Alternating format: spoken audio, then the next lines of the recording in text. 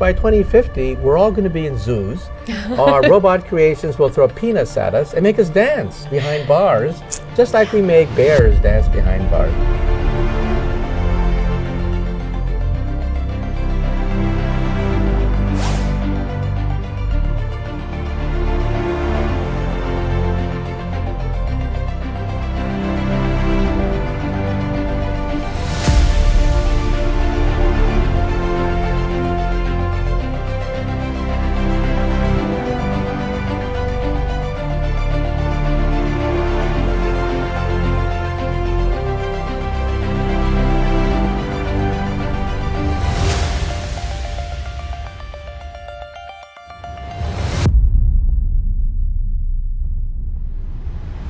Mark Twain was famous for saying, "Everyone complains about the weather, but no one ever does anything about it."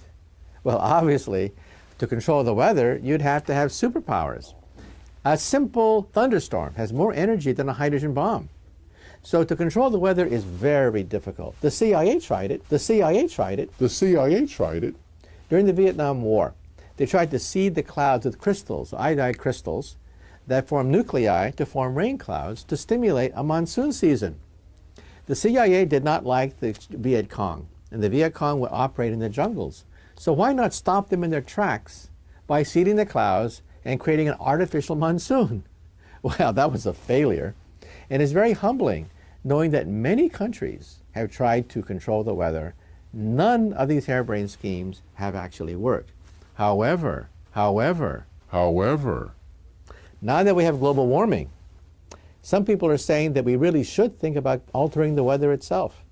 There is a doomsday plan proposed by a Nobel laureate, and that is that if the greenhouse effect spirals out of control, we should put rockets to shoot pollutants into the atmosphere to reflect sunlight back into outer space. That would be a doomsday mechanism to control the weather. But weather control is really for a Type 1 civilization, minimum 100 years into the future. But weather control is really for a Type 1 civilization, minimum 100 years into the future. Minimum 100 years into the future. Minimum 100 years into the future. Minimum 100 years into the future.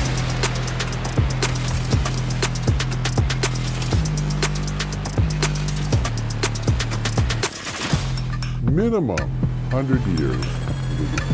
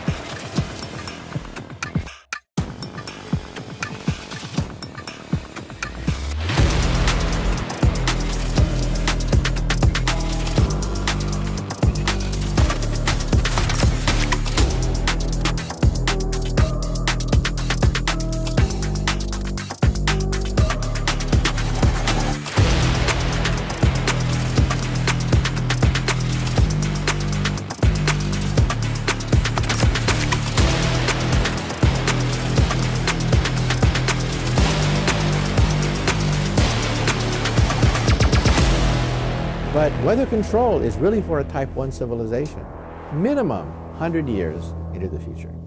You know, they were talking about climate change yesterday, and now we're learning that scientists and researchers are looking at how to change the weather on purpose. That's right. lasers now could one day manipulate rain and lightning. CBS This Morning contributor Michio Kaku is a physics professor at City College of New York. Professor, nice to see you. Extraordinary seeing Al Gore and Bill Clinton there together with Charlie, wasn't it? That's right, yeah. Yeah, they did not get into this discussion, though. But it is fascinating. I mean, lasers? Really? I mean, lasers? Really? I mean, lasers? Really? To change the weather? That's right. Well, as Mark Twain once famously said, everyone complains about the weather, but no one ever does anything about it. Well, instead of doing a rain dance, we physicists are firing trillion-watt lasers into the sky to actually precipitate rain clouds and actually bring down lightning bolts. This is potentially a game changer. But this is experimental. It's experimental. However, in the laboratory so far it works. When you have water vapor and you have dust particles or ice crystals, you can precipitate rain. It condenses around the seeds. These seeds can also be created by laser beams. By firing trillion-watt lasers, you rip apart the electrons, creating what are called ions, and these ions act like seeds, like dust particles, bringing down rain and even lightning. Go ahead. Well, this fascinates me in part because, too, I remember reading the stories that China had used this during the Olympics, that the USSR had used this after Chernobyl to create rain clouds. I mean, did those really work then? We have some of these capabilities now? Inconclusive. Even in the 60s, the CIA used this to bring down monsoons during the Vietnam War, to wash out the Viet Cong. Governments have been playing with this thing. Alleged to. Alleged to, right. Yeah. This thing. Alleged to. Alleged to, right. Yeah. This thing. Alleged to. Alleged to, right.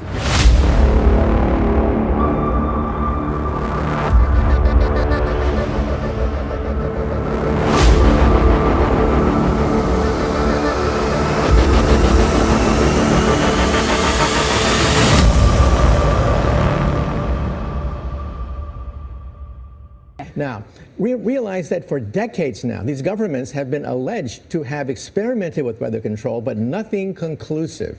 This time we're bringing in the laws of physics rather than simply waving our hands and uttering mumbo jumbo. We're actually using trillion-watt lasers now. And in the laboratory, sure enough, they precipitate rain out of water vapor. Sure enough, you can actually bring down electricity down the beam. So what does it mean for drought areas that need to have rain for crops? And if they don't have them, there's the consequences of famine. Well, the bad news is if it's a clear blue sky, it's not going to do anything at all because it only takes water vapor that's already in the air and condenses it.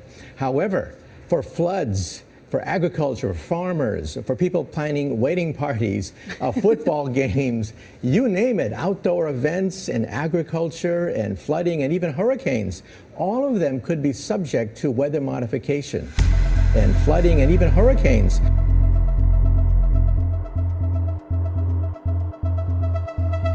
And flooding and even hurricanes. All of them could be subject to weather modification.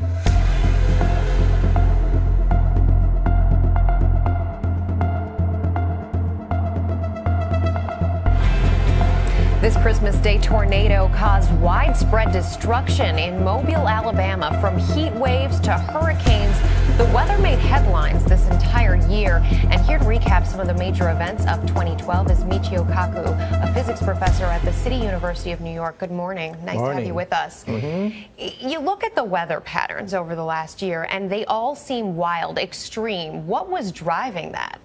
Well, when you look outside, you say the weather's on steroids.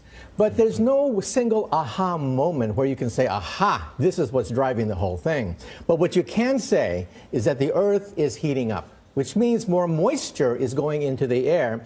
And when moisture collides with cold air from Canada, watch out. That's what's driving hurricanes and tornadoes and droughts and even forest fires in Texas, for example. So the Earth has never been this hot before, as hot as it is now. This year could go down as one of the hottest years ever recorded in the history of science. The last 10 years goes down as the hottest 10 years ever recorded in the history of science. And that means more wacky weather, more moisture, more energy.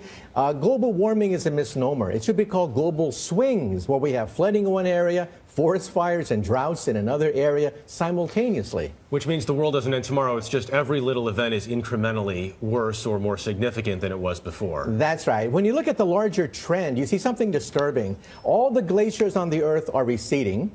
You see the fact that the North Polar ice caps has diminished by 50% just in the last 50 years. An area the size of the United States in terms of ice disappeared this year over the polar ice caps. The seasons are changing. Summer is longer, winter is shorter, tropical diseases are moving north. All the indicators show that the Earth is warming up, and that's what's driving some of this wacky weather. Does that foreshadow then more extreme weather in the future, or could we snap back? Get used to it. Get used to it. Get used to it. We could be experiencing more 100-year flooding, storms, and hurricanes because there's more energy circulating in the planet Earth because the Earth on average is heating up. Now, we can argue how much human activity is driving it, but everyone agrees the Earth is heating up, there's more energy in the system, and that means more swings in the weather. No matter who's contributing to it, more swings. We certainly saw a swing just a couple months ago when Sandy came in, Superstorm Sandy. It wasn't technically a hurricane when it hit shore. Talk about Sandy a little bit. What happened? What came together for it to happen? And whether something like that is likely to happen again soon? Well, that $70 billion storm exceeded even the 100-year projections of New York City. And one of the reasons is the Caribbean and West Atlantic is about 4 degrees warmer than normal. And that's the energy that drives hurricane, warm water. And because the Caribbean is hotter than normal, and because it collides with cold air coming in from Canada, that's what drove the energy that devastated much of the Northeast. So when you look forward to next year, in your crystal ball of weather, what do you see?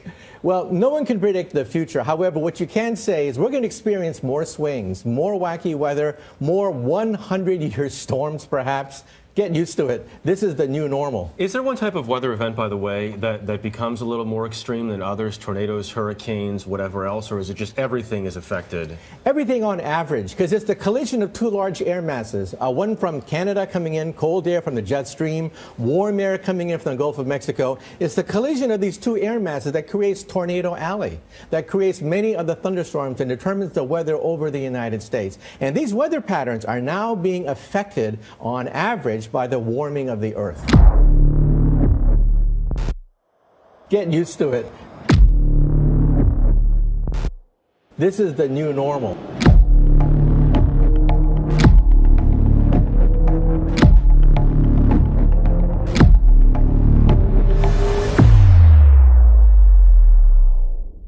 This is the new normal.